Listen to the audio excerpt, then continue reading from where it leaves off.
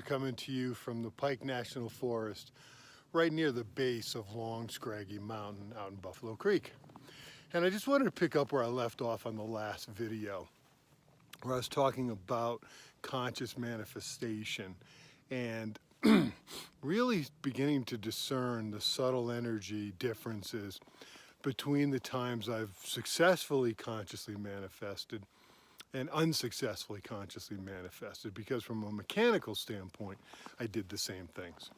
And as I was thinking about this on today's hike, I was thinking about how in the times that I wasn't successful consciously manifesting, one of the factors that was off kilter was my belief in my ability to manifest, or in the ability of that intended outcome to manifest. And one time comes to mind.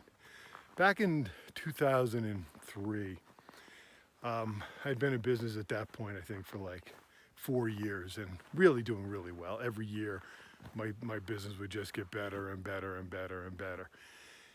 And in 2003, I decided to make a significant life change, and I got divorced.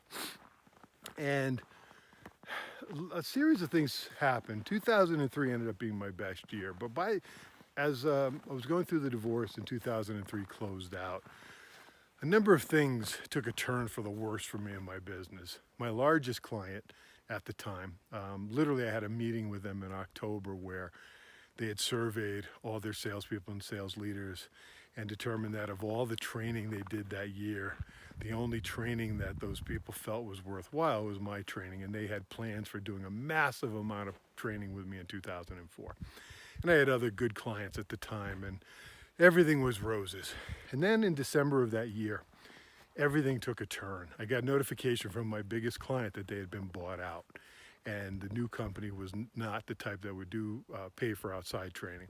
One of my other large clients also decided to take all training in-house. And so in one fell swoop, I lost probably 80% of my business going into 2004. And at the time, I was carrying a pretty expensive monthly obligation, because I had 2 young kids that I was paying for, I had a house, paying for my ex's house, all this stuff. And so I was under a lot of financial pressure, and literally the bottom had dropped out of my business. And you know, it all kind of happened and caught me off guard because I'd been cocky, I'd been kind of arrogant. Well, you know, I must be doing something really, really right, because every year it gets better and better and better. And as I've learned many times, pride goeth before a fall. And I've had the good fortune in retrospect of having, you know, the bejesus kicked out of me anytime I've gotten arrogant. And so going into 2004, I was pretty scared. And so I said, all right, you know, I need to consciously manifest a way out of this. And so what I did was I began to, you know, do all the mechanics that had worked for me in the past. And it was interesting because, you know, opportunities would come. And for the first time, you know, up until 2004 and 2003, if somebody was interested in hiring me, it always went through. It never fell through. So I literally had a 100% close rate. And in 2004, that all began to shift, and an opportunity would come up. One opportunity came up to the point where everything was approved. Finance had approved the budget. The ROI made sense. Everything was on board. And then at the last minute, the internal training department said, you know, hold off on that. Let us solve that problem for you. And so they stopped my project, and come to find out the internal training department never did anything. So it caused me a significant blow. That was a well over $100,000 project. And so my point in all this is, why would I have such drastically different results in my attempts to consciously manifest in 2004 than I had up until that point? And one of the things is, I've kind of gone back through this, you know, I did a video 2 videos ago about reviewing the past, and I've been doing that this time of year, you know, leading up to the winter solstice. And one of the things that struck me was my whole belief around the possibility of what I was intending, that it would actually manifest, and my ability to manifest it. And when I shared with you the stories in the last video about the house and the first year of income in business, I just had this very calm connection to it. I wasn't like, oh yeah, this is no biggie, I can make it happen.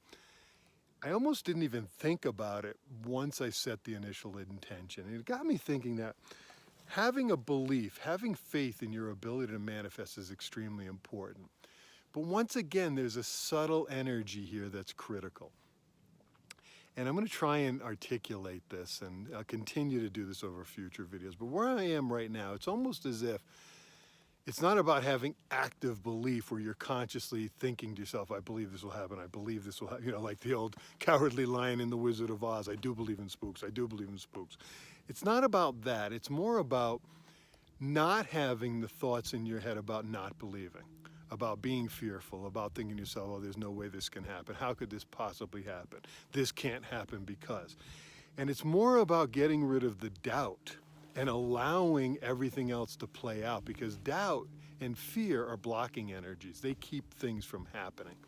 And so one of the challenges is, I know this as a consultant working with people around changing behavior, so much of the way we think is habitual. And some of us are naturally positively, calmly optimistic, but many of us aren't. And in 2004, I certainly wasn't. I was scared to death. So I had a lot of fear and doubt rolling around in my head. And I believe that's what blocked things from manifesting that year. And it actually took me a couple of years, going through fits and spurts to overcome that and begin to build, or at least get the doubt out of my thought process, out of my field, and allow the manifestation energies to flow back in. And so one of the things I think is key is that the way we think and feel very often is just out of habit. It's simply a pattern, a program that we've built into ourselves that automatically loops and loops and loops. And so one of the keys, I think, to consciously manifesting successfully is to bring awareness into this, but not awareness into, once we set our intention, not awareness into resetting that intention, but more about awareness as to what is going on in our head, in our mind around that intention. And being on guard for the negative thoughts, the disbelief and the fear. And not to say those don't exist, but rather to say, okay, I'm feeling this fear. I'll be better served by feeling confidence. I'll be better served by having faith. And just by reminding ourselves over and over and over again, you know what, I've got to have faith. This will happen. I believe this will happen, very, very calmly. It may take some time, but we retrain our thought process. And once that new thought pattern is in place, one that banishes disbelief and fear, and doesn't necessarily embrace confidence and cockiness, oh yeah, this is no problem, but more allows this calmness in us around what we're intending to manifest. I believe that's a key to taking back control and consciously manifesting what we intend to manifest.